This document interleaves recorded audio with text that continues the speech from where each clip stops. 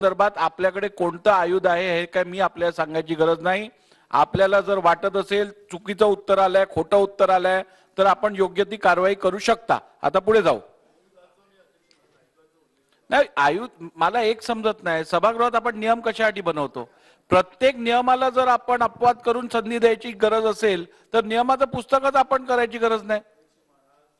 पण मला आयुध सांगितलं अध्यक्ष महाराज, मी मान्य करतो अध्यक्ष महाराज, आयुधाने त्यांनी हे 57 ची नोटीस दिली अध्यक्ष महोदय, तुम्ही ते नाकारली, बरोबर आहे अध्यक्ष महाराज। ही गंभीर बाब आहे, आपल्याला सगळे नियम शिथिल करण्याचे अधिकार आहे अध्यक्ष महाराज। गंभीर बाब आहे म्हणूनच 4 दिवस आपण याच्यावरती चर्चा घेतली, 3 दिवस आणि चौथ्या दिवशी उत्तर। आता मला सांगा, आपण जर ह्या पूर्ण अधिवेशनात 4 दिवस जर या विषयावरती चर्चा केली आहे, दोन्ही बाजूला ही बाब गंभीर आहे म्हणूनच केली ना, कशाला अजून वाढवायचं?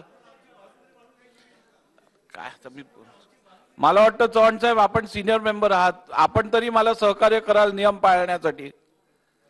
चला पुढे जाऊ।